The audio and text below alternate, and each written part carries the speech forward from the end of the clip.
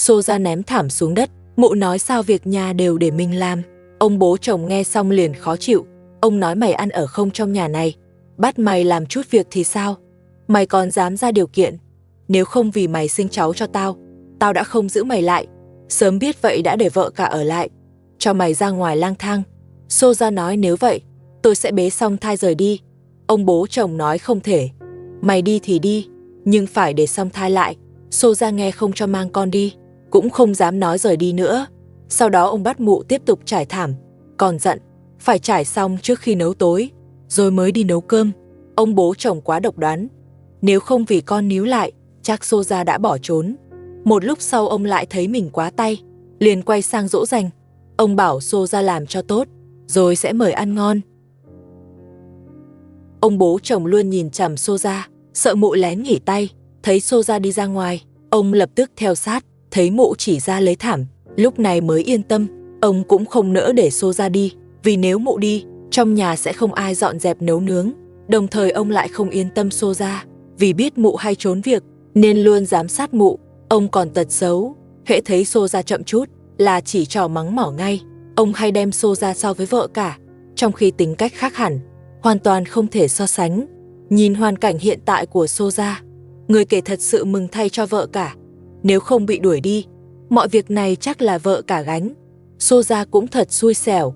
Mụ tưởng đuổi được vợ cả thì sướng, nào ngờ tự mình rơi vào MINGI việc không hết, lại còn bị ông bố chồng đánh.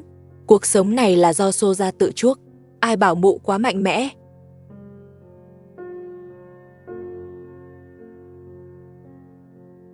Xô ra bắt đầu phản kháng, mụ ném thảm phơi trúng bà mẹ chồng. Rõ ràng Xô ra cố ý, một tấm vẫn chưa đủ. Xô ra kéo thêm 3 tấm trên cao, phủ hết lên người bà mẹ chồng. Đến khi Xô ra trèo xuống, bà mẹ chồng vẫn chưa đứng dậy. Xô ra không để ý, cầm thảm đi thẳng vào nhà. Bà mẹ chồng la hét đòi ông bố chồng đánh Xô ra. Ông bố chồng không rõ chuyện, vẫn nghe lời bà mẹ chồng. Bà mẹ chồng vào nhà, kể lại chuyện vừa xảy ra, bắt ông bố chồng xả giận. Lúc này song thai khóc lớn. Ông bố chồng bảo bà mẹ chồng trông con, còn ông xử Xô ra. Ông bố chồng cầm thảm, đối xử với Xô ra y như vậy. Xô ra nói mình không cố ý, chỉ đang ném thảm. Bà mẹ chồng đi ngang, nên mới bị phủ trúng. Ông bố chồng nói Xô ra nói bừa, làm gì trùng hợp thế, chắc chắn là cố ý. Rồi phủ hết thảm lên người Xô ra. Bờ tờ mụ nếm mùi, đánh xong Xô ra. Ông bố chồng đi xem bà mẹ chồng, nói đã xả giận cho bà. Bà mẹ chồng bảo đánh tiếp, kẻo lần sau mụ lại bắt nạt. Ông bố chồng nghe xong liền đi ra bên ngoài. Ông bố chồng cảnh cáo Xô ra, cấm bắt nạt bà mẹ chồng, nếu không ông không tha. Xô ra hỏi chị ông được đánh tôi sao? Ông bố chồng lại ra tay. Ông nói Xô ra làm sai, nên mới bị đánh. Nhìn thảm mụ trải đi, hoàn toàn không phẳng. Xô ra nói mình quá mệt, mụ cần người giúp. Ông bố chồng nói không giúp, việc nhà là của Xô ra. Trước kia, khi vợ cả con ở, ta không làm gì, cũng không canh chừng. Nếu không vì mày lười, ta có cần theo sát không? Hãy học theo vợ cả, đừng để ta lo. Ta nhìn mày cũng mệt. Nói xong ông đi nghỉ. Lúc này Xô ra ra ngoài. Ông bố chồng thấy vậy, tưởng mụ bỏ nhà đi, vội chạy theo, mới biết mụ chỉ đi lấy thảm. Lúc này ông mới yên tâm. Abu bị bắt đi rồi, cuộc sống của vợ cả tạm yên ổn, nhưng cô vẫn còn bị thương, vừa phải chăm các con, nằm ửa lo việc nhà và nấu ăn, còn vất vả hơn lúc Abu ở đây. Nhưng như vậy cũng tốt, đỡ bị Abu lừa thêm lần nữa. Vợ cả quá hiền lành, Abu nói gì cô cũng tin. Thảo nào Abu đột nhiên đối xử tốt, hóa ra sang đây để trốn nợ. Thật không ngờ tới, đúng là ác giả ác báo. Cuối cùng Abu vẫn không thoát, chỉ mong sau khi ra ngoài đừng quay lại tìm vợ cả nữa. Vợ cả vừa chải tóc cho con gái cả vừa nói, tiền thuê nhà sắp đến hạn rồi, vết thương vẫn chưa khỏi, cũng không thể ra ngoài kiếm tiền. Nếu chủ nhà tới không biết xoay sở sao. Người quay phim an ủi rồi sẽ có cách, bảo cô yên tâm dưỡng thương, đừng nghĩ nhiều nữa. Vợ cả chải tóc xong cho con gái cả, các con cũng đói rồi. Vợ cả vào bếp chuẩn bị bữa sáng, con gái cả lái xe đồ chơi theo sau. Cơ owner bé nói muốn ăn trứng, vợ cả mở tủ lạnh, lấy trứng người quay phim mang tới, định xào cho các con ăn. Khi vợ cả đang nấu ăn, con gái cả cũng phụ giúp, nhưng không phải nấu nướng, mà cầm chổi quét dọn sàn nhà. Vì dưới đất quá bẩn, con bé biết mẹ vẫn chưa khỏi thương, nên chủ động giúp đỡ. Con gái cả tuy còn nhỏ, nhưng việc quét nhà vẫn làm được. Trước kia khi họ còn lang thang, con bé từng giúp nhặt củi nấu ăn, nên những việc này không làm khó bé. Chẳng mấy chốc bữa ăn đã xong, con gái cả vẫn chưa xong việc. Vợ cả bảo con nghỉ tay trước, ăn cơm đã rồi làm tiếp. Con gái cả bưng đồ ăn ra ngoài, định trải xuống đất, nhưng trải mấy lần đều không xong. Con bé còn quá nhỏ, người còn thấp hơn mâm cơm, nên không trải nổi. Vợ cả đi tới bảo con đặt xuống mâm cơm để cô lo, bảo con ra ngoài gọi em vào ăn. Con gái cả chạy ra gọi em. Cô em nghe gọi ăn cơm, liền chạy từ ngoài vào. Hai chị em ngồi dưới đất chờ ăn. Con gái cả còn bẻ bánh mì đút cho em. Con bé thật sự rất ngoan, cũng đang học cách chăm em. Vợ cả bưng trứng xào ra, đặt trước mặt các con. Con gái cả nhận đĩa đưa cho em, nhưng lại sợ em làm đổ, nên khẽ dịch đĩa sang chỗ khác. Vợ cả cũng ngồi xuống ăn. Con gái cả lại lấy bánh mì cho mẹ, đặt bánh trước mặt vợ cả. Vợ cả cùng các con đang ăn sáng. Mọi chi tiêu trong nhà lúc này đều do người quay phim lo liệu. Cảm ơn người quay phim đã giúp gia đình vợ cả. Nếu không có người quay phim, vợ cả không biết sống sao. Khi đút cơm cho con gái nhỏ, vợ cả đổi chỗ ngồi cho tiện. Con gái nhỏ cũng rất ngoan, chủ động ngồi trước mặt mẹ, để mẹ dễ đút ăn. Con gái nhỏ rất giống con gái cả. Ai theo dõi lâu đều biết, hai chị em lúc nhỏ giống hệt nhau, đều giống vợ cả. Chẳng mấy chốc đã ăn xong, con gái cả phụ mẹ dọn dẹp. Bé biết mẹ đi lại khó khăn, nên mang bát đĩa vào bếp giúp. Vợ cả thu dọn mâm cơm, người quay phim lại chủ động giúp mang vào. Người quay phim thật tốt, còn giúp vợ cả làm việc nhà. Khi vợ cả rửa bát, con gái cả tiếp tục quét sàn. Trông như người lớn thu nhỏ, nhưng chổi quá to, cầm hơi khó khăn. Dù vậy cũng không cản được bé làm việc. Hót rác đã đầy, con gái cả mang đi đổ vào thùng rác, rồi quay lại quét tiếp. Một lúc sau vợ cả dọn xong, thấy con gái cả vẫn chưa xong, liền bảo đưa dụng cụ để mẹ quét. Vợ cả ngồi xuống, dọn lại gian bếp thêm lần nữa. Vợ cả đúng là người rất siêng năng. Điều này xô ra không thể so được. Thảo nào trước kia ở nhà, ông bố chồng không giám sát cô. Hóa ra ông hiểu và yên tâm về cô. Giờ ông đã hối hận vì đuổi vợ cả ra ngoài. Ông còn hỏi người quay phim về tình hình cô, nhưng người quay phim không nói, sợ ông lại tới làm phiền vợ cả. Dù cuộc sống hiện tại rất khó khăn, nhưng vẫn tốt hơn ở nhà hầu hạ họ nhiều. Dọn xong nhà bếp, vợ cả nhớ đàn gà ngoài sân chưa cho ăn, liền bảo con gái cả mang cám ra cho gà.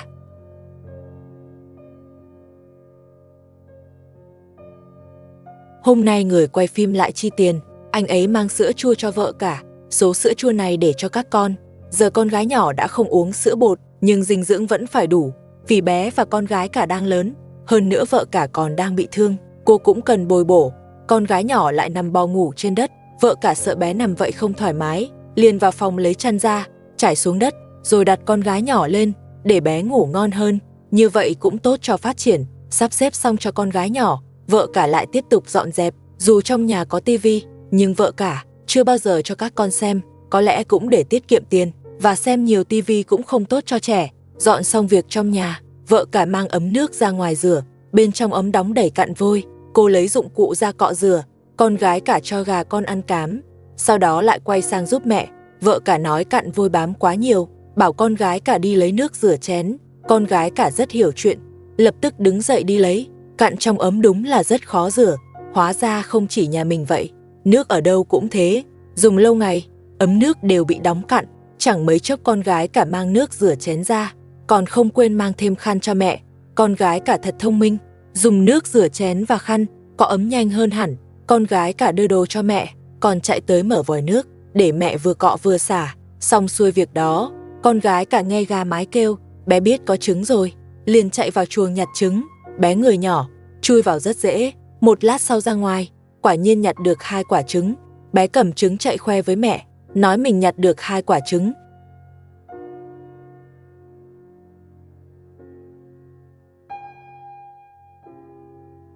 Hôm qua xô ra, bị ông bố chồng dạy cho một trận, hôm nay rõ ràng chăm chỉ hơn trước. Khi pha trà cho ông bố chồng, còn hỏi có cho đường không, nhưng ông chỉ bảo mang trà ra nhanh. Ông cầm chậu trồng hoa nói với Xô Gia, hôm nay ông vừa mua về, bảo Xô Gia trồng hoa vào đó. Xô Gia nói mình không có tiền mua hoa. Ông bố chồng nói không bắt mày bỏ tiền, mang cây ông thích trong nhà, chuyển sang đây. nhớ đừng làm chết nó, không thì xem ông xử mày thế nào. Soja nói mình biết rồi. Pha trà xong, Soja bưng ra cho ông bố chồng, vừa quay đi thì bị ông gọi lại, bảo bây giờ chuyển cây sang ngay. Soja nói mình sẽ giúp, nhưng lỡ cây chết, xin ông đừng trách. Ông bố chồng nghe vậy liền sợ, bảo ăn cơm xong rồi hãy chuyển. Chẳng mấy chốc ăn xong, ông thúc Soja dọn nhanh, dọn xong thì đi chuyển cây. Cây đó ông thích nhất, giờ nó lớn rồi, cần chậu to hơn thì cây mới phát triển tốt. Mỗi ngày ông bố chồng chỉ ăn và ngồi nghỉ, thảo nào béo thế. Ông không giúp dọn dẹp, còn thúc Soja nhanh lên. Soja nói mình biết rồi, dọn xong sẽ đi ngay. Soja dọn xong việc nhà, vào nhà cho cặp song sinh uống sữa. Lúc này ông bố chồng đứng ngoài gọi lớn, hỏi sao còn chưa ra. Soja nói đang cho song sinh uống sữa. Ông bảo bà mẹ chồng vào thay. Bà mẹ chồng tới, Soja giao cho bà cho uống sữa, dặn cả hai bé đều phải uống. Bà mẹ chồng trông không vui lắm. Nếu không phải ông bố chồng bảo, chắc bà không tới. Soja ra bếp rửa tay. Ông bố chồng đợi không nổi, bảo đang chờ ngoài đó, kêu nhanh lên.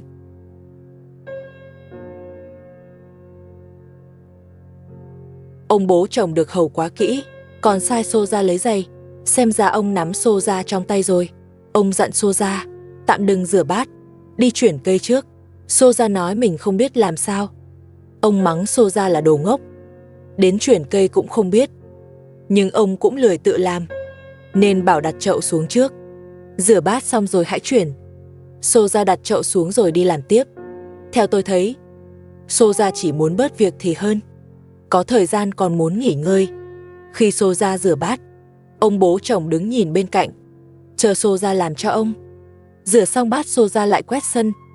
Ông thúc làm nhanh, cờ nờ chia lề mề.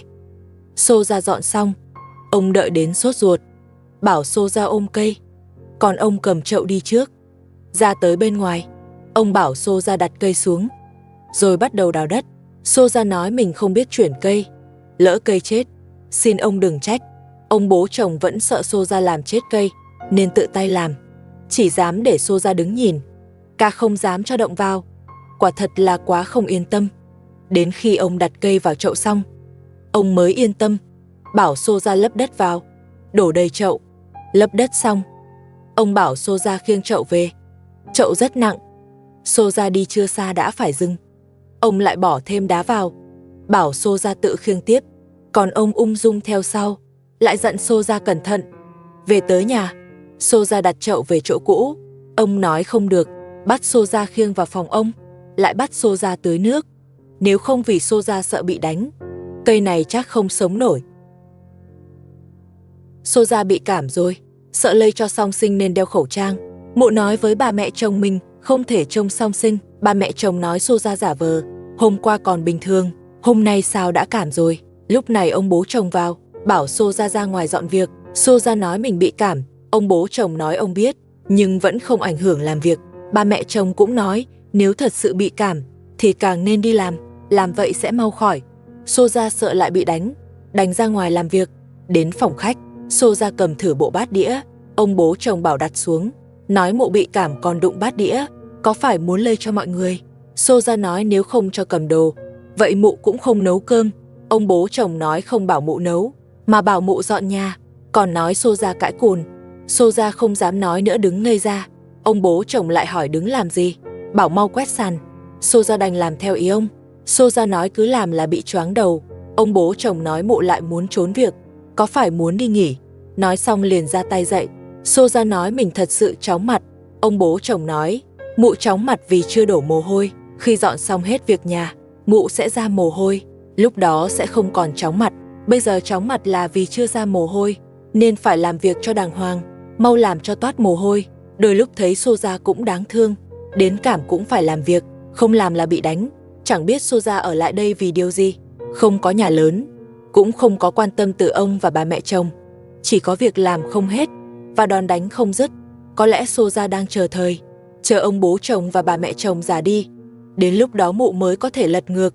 Đây chỉ là suy đoán cá nhân, mọi người thấy mụ ta mưu cầu điều gì?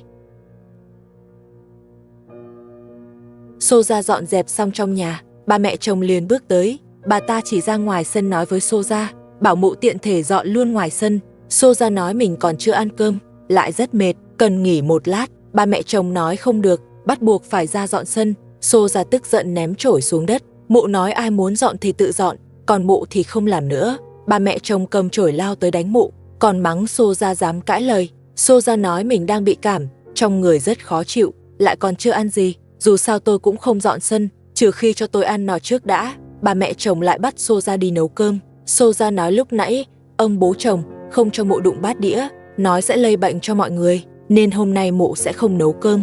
Xô ra tháo khẩu trang ra, rồi đi thẳng tới trước mặt ông bố chồng, nói mụ sẽ lây cảm cho ông, để xem ông cảm rồi còn làm việc được không.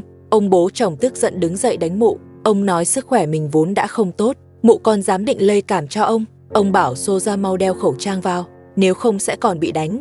Thấy Xô ra đeo khẩu trang lại, ông mới nguôi giận, rồi lại nói với Xô ra, nếu mụ không muốn làm thì thôi, cứ về phòng nghỉ đi, nhớ đừng tháo khẩu trang nữa. Xô ra nói với ông bố chồng mình đói rồi, muốn ăn xong rồi mới nghỉ. Ông bố chồng nói, ông và bà mẹ chồng sẽ không nấu cho mụ, muốn ăn thì tự đi nấu, nhưng chỉ nấu phần của mụ thôi, vì bọn tôi không dám ăn, sợ ăn vào sẽ bị cảm. Xô ra nói mình không còn sức nấu cơm, muốn ông bố chồng nấu giúp. Ông bố chồng nói không được, muốn ăn thì tự đi nấu, không nấu thì nhịn, còn ném đồ về phía Xô ra. Xô ra đứng dậy bỏ đi. Mụ vào trong phòng định nghỉ, Tờ Hờ Song Sinh bắt đầu quấy khóc. Mụ đứng bên trông chừng. Lúc này ông bố chồng đi vào. Ông nói Xô ra trông Song Sinh thì được, nhưng tuyệt đối không được lây cảm cho chúng.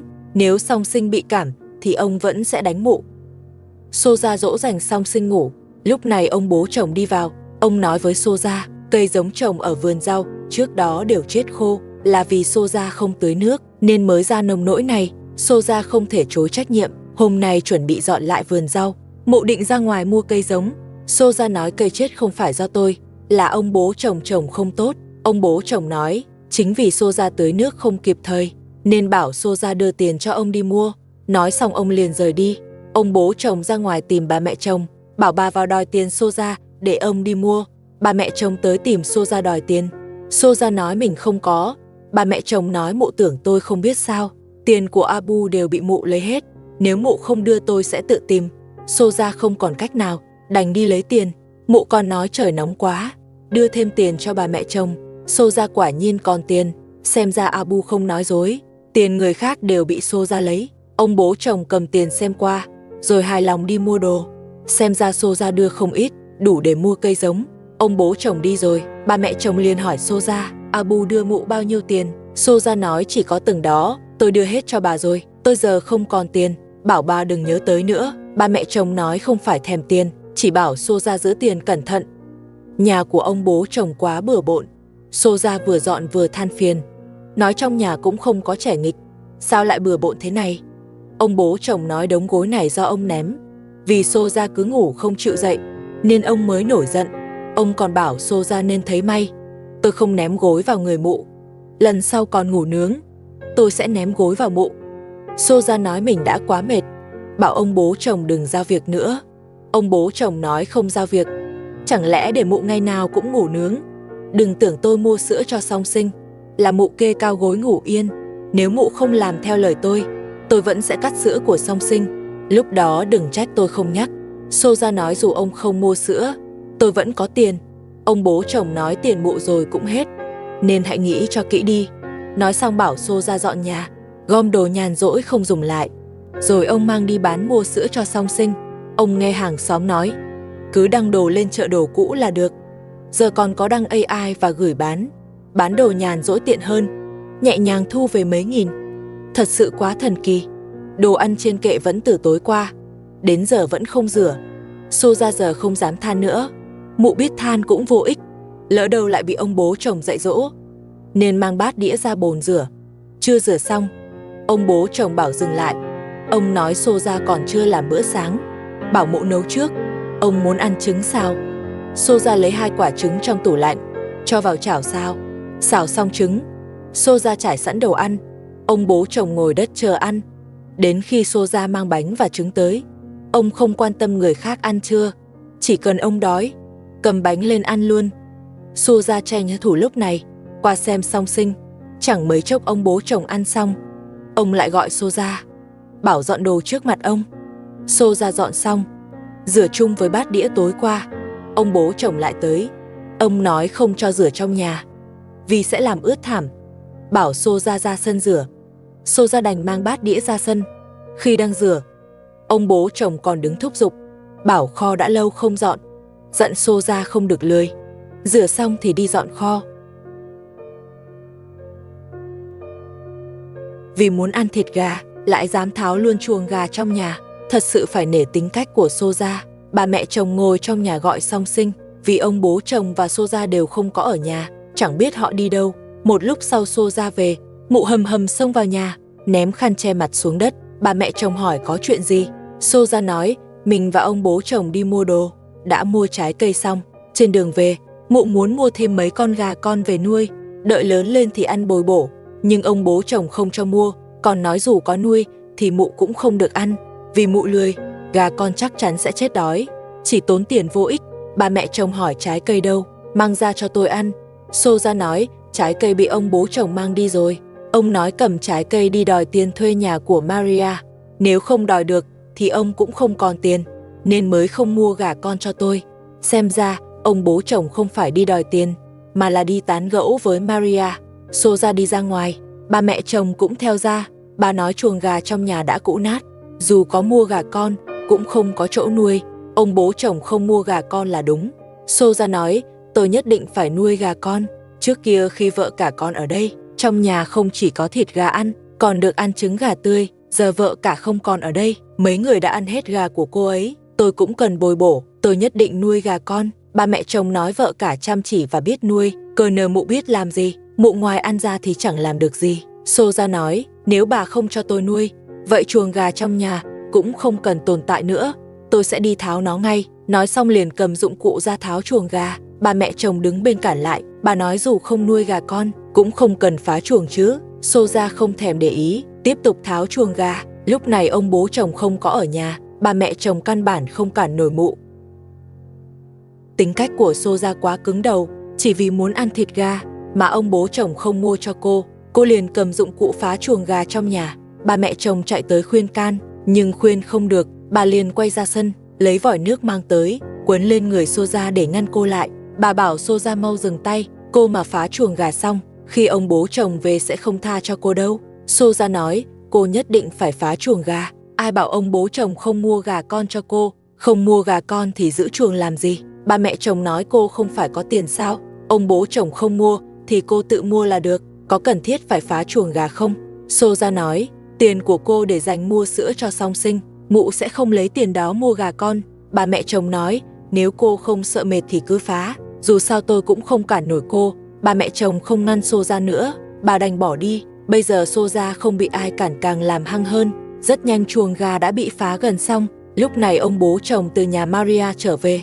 Từ xa ông đã thấy Soja đang phá chuồng gà, liền quát cô dừng tay, hỏi cô muốn làm gì. Soja nói ông không mua gà con cho tôi, năm ấy chuồng gà để làm gì nữa. Ông bố chồng nghe xong rất tức giận. Ông nói Soja phá của, chuồng gà đang tốt cũng bị cô phá nát, rồi liền động tay dạy dỗ cô. Bà mẹ chồng chạy tới, bà nói với ông bố chồng ông có tiền mua trái cây đi tìm Maria nói chuyện, sao lại không có tiền mua gà con cho cô ấy. Giờ thì hay rồi, chuồng gà cũng không còn, có mua gà con nữa cũng muộn rồi. Ông bố chồng biết Soja lại tố mình, liền kéo cô ra sân, bắt đầu dạy dỗ cô ngoài sân. Ông nói với Soja tôi đi tìm Maria để đòi tiền thuê nhà, chứ không phải đi tán gẫu. Soja nói đòi tiền thuê mà phải mua trái cây sao? Soja càng nói như vậy, ông bố chồng càng đánh cô dữ hơn. Hôm qua Soja đã phá chuồng gà trong nhà, làm ông bố chồng tức điên lên. Hôm nay, ông lại bắt đầu đấu trí với Soja. Ông bảo bà mẹ chồng mau gọi Soja ra đây, nói là có việc cần tìm anh. Bà mẹ chồng vào phòng tìm Soja, nói ông bố chồng gọi anh ra gặp một lát.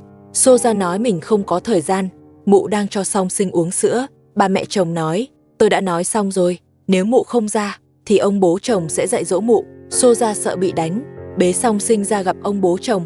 Ông bố chồng hỏi hôm nay sao trốn trong phòng không ra. Soja nói phải chăm song sinh nên không ra ngoài. Ông bố chồng nói hôm qua anh phá chuồng gà là xong chuyện à? Chuồng gà đắc tội gì với anh mà anh lại phá nó? Soja nói muốn nuôi gà ăn thịt, là ông không mua cho tôi, nên chuồng gà cũng không cần nữa. Ông bố chồng bảo Soja dọn sạch đống chuồng gà đã phá hôm qua. Soja hỏi dọn làm gì? Chẳng lẽ ông lại định nuôi gà sao? Ông bố chồng nói đúng vậy, anh phá thì phải dọn cho sạch, rồi tự tay xây lại một cái mới. Đến lúc đó tôi sẽ mua gà cho anh. Soja nghe phải tự xây chuồng, liền nói không có thời gian. Ông bố chồng hỏi có phải lại muốn ăn đòn. Soja nói song sinh đến lịch khám sức khỏe, đã hẹn bác sĩ rồi, anh chuẩn bị đưa các con đi khám.